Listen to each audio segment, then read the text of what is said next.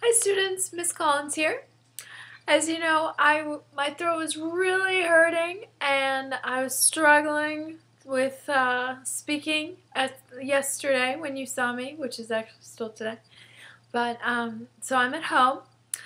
However, I'm recording this tonight so you can have me there in spirit tomorrow reading the BFG because, as you know, nobody reads it quite like me. So I wanted to keep us on track so we are ready for our Roald Dahl celebration next Friday. So I don't want to get too behind in the book. So let's read the Great Plan chapter.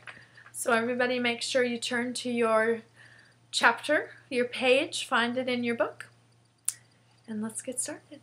Here's my house. I'm in the corner of my living room with the holiday tree and my bookcase full of books back here. The dogs are nearby. You might see them walk by here and there. We'll see.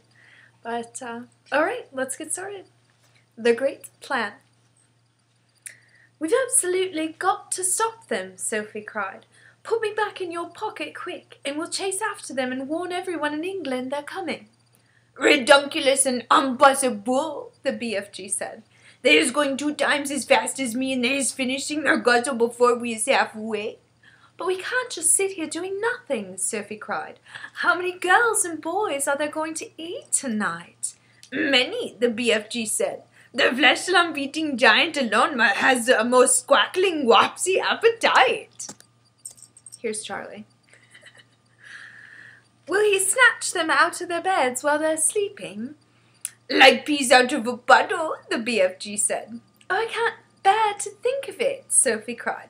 "Then don't," the BFG said. "For years and years I sitting here on this very rock every night after night when they's galloping away, and I's feeling so sad for all the human beings they's going to gobble up.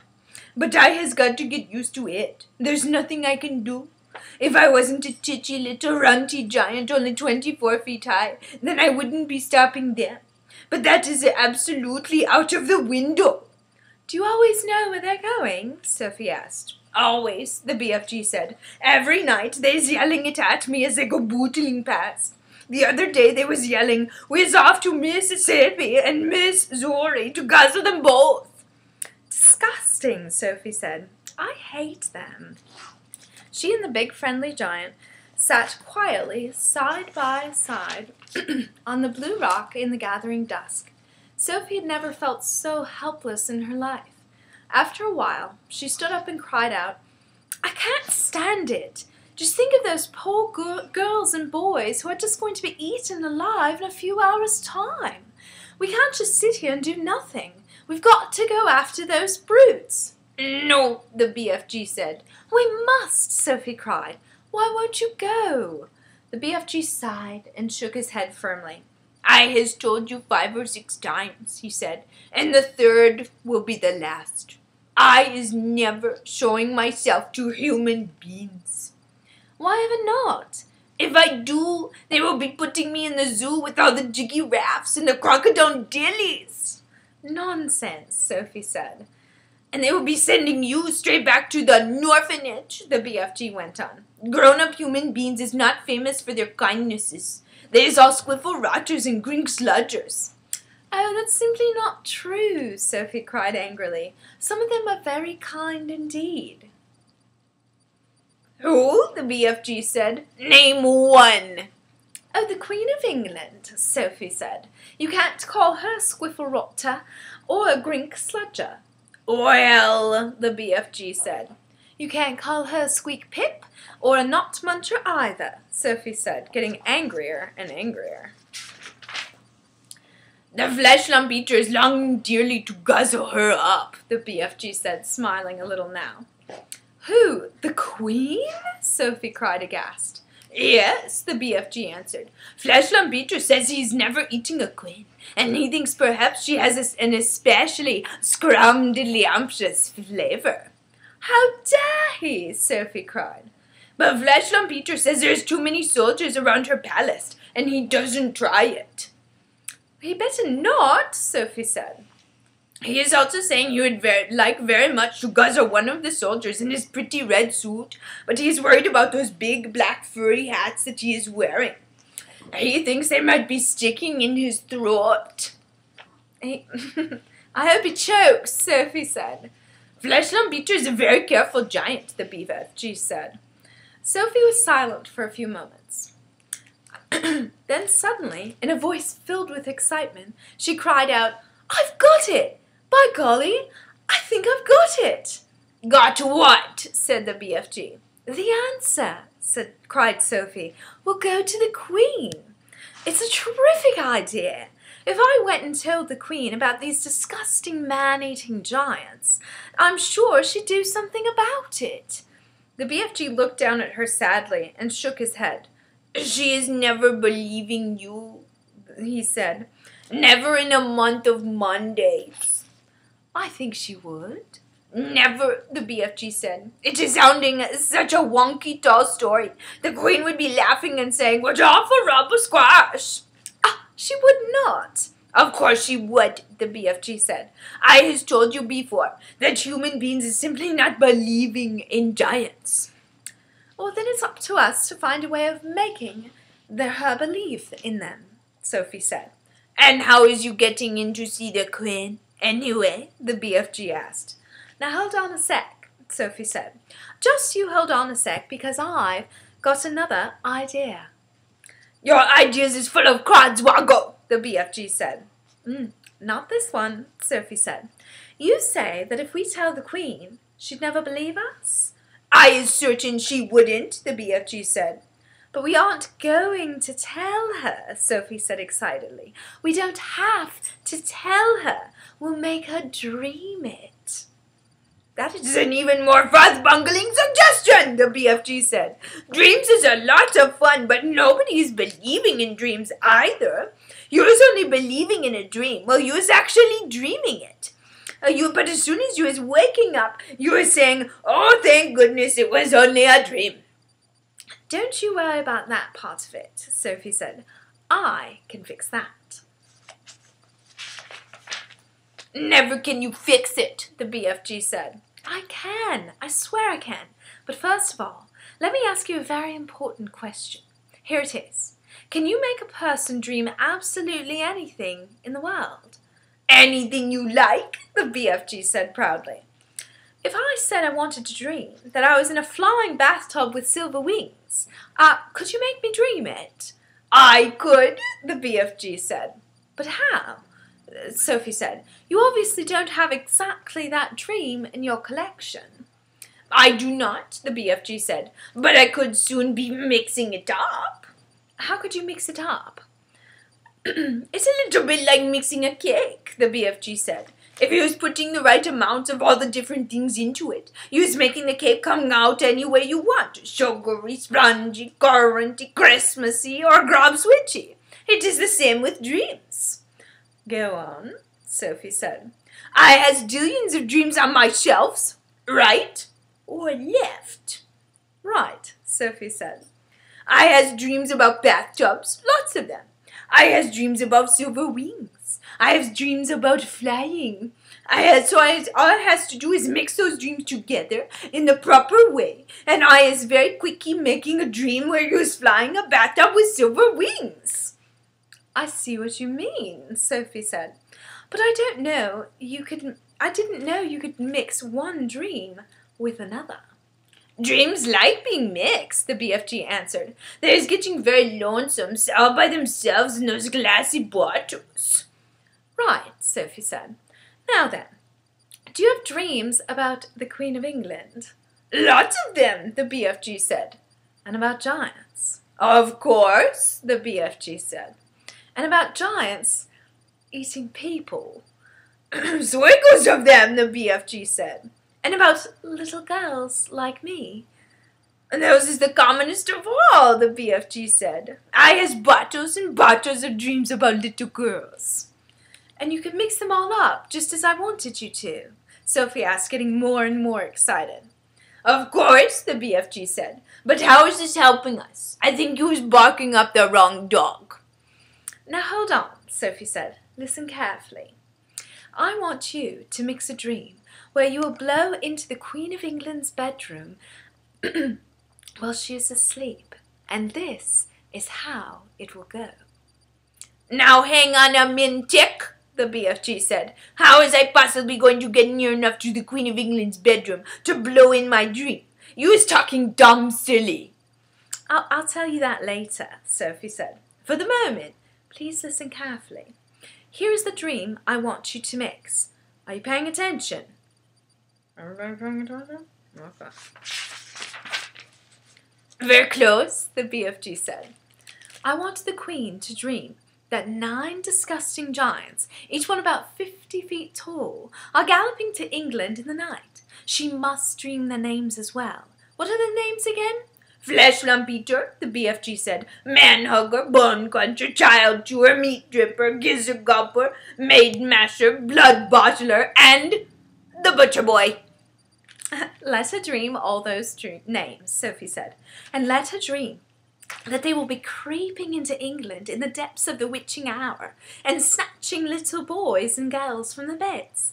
Let her dream that they will be reaching into the bedroom windows and pulling little boys and girls out of the beds. And then, Sophie paused. Do they eat them on the spot, or do they carry them away first? They usually is just popping them straight into their mouths like popcorn, the BFG said. Put that into the dream, Sophie said. And then the dream must say that when the tummies are full, they'll go galloping back to giant country where no one will find them. Is that all? The BFG said. Oh, certainly not, Sophie said. You must then explain to the Queen that in her dream there is a big friendly giant who can tell her where all those beasts are living so that she can send her soldiers and her armies to capture them once and for all.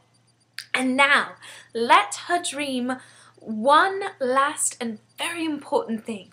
Let her dream that there is a little girl called Sophie sitting on a windowsill who will tell her where the big friendly giant is hiding. Where is he hiding? Asked the BFG. We'll come to that later, Sophie said. So the Queen dreams her dream, right? Right, the BFG said. And then she wakes up, and the first thing she thinks is, oh, what a horrid dream. I'm so glad it was only a dream. And then she looks up from her pillow, and what does she see? What does she see? The BFG asked. She sees a little girl called Sophie sitting on a windowsill, right there in real life before her very eyes. How is she going to be sitting on the Queen's windowsill? May I beg? The BFG said. You are going to put me there, Sophie said. And that's the lovely part about it. If someone dreams there's a little girl sitting on a windowsill, and then she wakes up and sees that the little girl really is sitting there, that's a dream come true, is it not? I's beginning to see where you is driving to, the BFG said. If the Queen is knowing that part of her dream is true, then perhaps she is believing the rest of it is true as well. That's about it, Sophie said. But I shall have to convince her of that myself. You said you is wanting the dream to say there's a big friendly giant who is also going to talk to the Queen. Oh, absolutely, Sophie said. You must. You are the only one who can tell her where to find the other giants. How is I meeting the Queen? Asked the BFG. I is not wanting to be shooted at by her soldiers. Oh, the soldiers are only in front of the palace, Sophie said. At the back there's a huge garden, and there's no soldiers in there at all. There's a very high wall with spikes all around the garden to stop people climbing in, but you could simply walk over that. How is you knowing all this about the Queen's palace? The BFG asked. Oh, last year I was in a different orphanage, Sophie said. It was in London. We used to go for walks around there. Is you helping me to find the palace? The BFG asked. I has never dared to go hide and sneaking around in London all my life. Oh, I'll show you the way, Sophie said confidently. I's frightened of London, the BFG said. Oh, don't be, Sophie said. It's full of tiny, dark streets, and there are very few people about in the witching hour. The BFG picked Sophie up between one finger and a thumb and placed her gently in the palm of his other hand. Is the Queen's palace very big? He asked. Oh, it's huge, Sophie said. Then how is we finding the right bedroom? That's up to you, Sophie said. You're supposed to be an expert at that sort of thing. And you is absolutely sure the Queen will not put me in a zoo with all of the crocodile dillies? Of course she won't, Sophie said. You'll be a hero, and you'll never have to eat snozcumbers again. Sophie saw the BFG's eyes widen. He licked his lips. You mean it? He said. You really mean it? No more disgust of snozcumbers? Oh, you couldn't get one if you wanted to, Sophie said. Humans don't grow them. That did it. The BFG got to his feet. When is you wanting me to mix this special dream? He asked. Now, Sophie said. At once. When is we going to see the Queen? He said. Tonight, Sophie said. As soon as you've mixed the dream. Tonight, the BFG cried. Why such a flush-bunking hurry? If we can't save tonight's children, then we can anyway save tomorrow's, Sophie said. What's more, I'm getting famished. I haven't had a thing to eat for 24 hours. Then we had better get crackling, the BFG said, moving back toward the cave. Sophie kissed him on the tip of his thumb. Ah, I knew you'd do it, she said. Come on, let's hurry. And that's the chapter. Can you hear Tucker? Tucker! Tucker! Come here, Bo. Come here.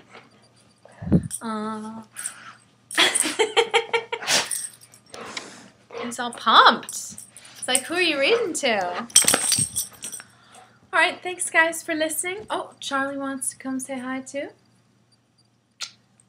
Here. Here, look at the chidlers. Say hello. Hello, chidlers.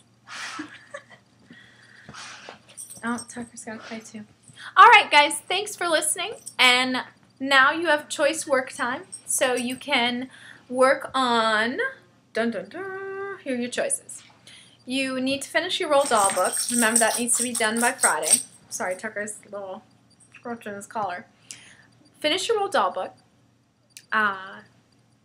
You can work on your job for your book group. And remember that white sheet of paper that you need to finish.